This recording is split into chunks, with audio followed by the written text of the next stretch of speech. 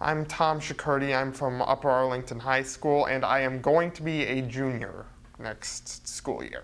This year's Summer Institute, I worked on a project called Obstacle Avoidance Roomba. Basically, the idea is that we take a Roomba, one of the small robotic vacuum cleaners, wipe out the programming that's in it, and program it to avoid small obstacles using various sensors and equipment. It's designed to be scaled up to actually cars that can then move around obstacles without a driver in the front seat. Very, very advanced technology, basically the Jetsons we're trying to recreate here.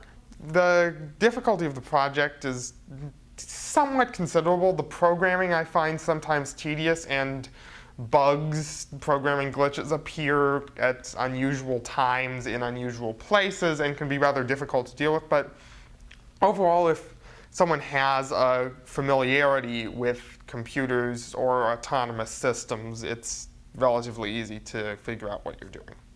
The obvious thing that I learned was the programming language C, which I did not know before this. Now I know it. I also gained a renewed appreciation for what people in the artificial intelligence field have to deal with in terms of handling unexpected situations and understanding how you can make a machine mimic the natural thinking process of a human, in this case a driver.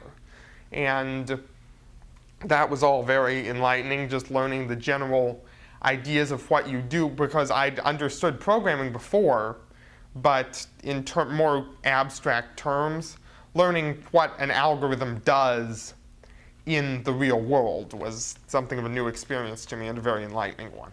An excellent place to meet other people who care about the computing field and computational science, and to meet these people and work on solving problems and practice for a life dedicated in whatever degree to science or engineering. It's just an excellent place to learn how to be a computational scientist.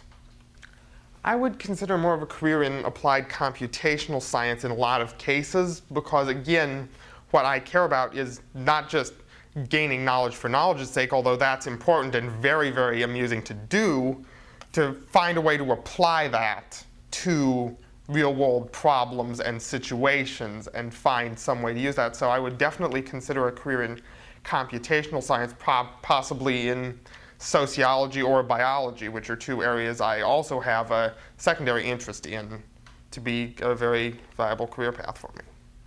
If someone was considering Summer Institute, I would strongly advise them to take the course, because it's 2 weeks of very, very enjoyable work that's really more like a giant video game, because we use simulated robots and things like that.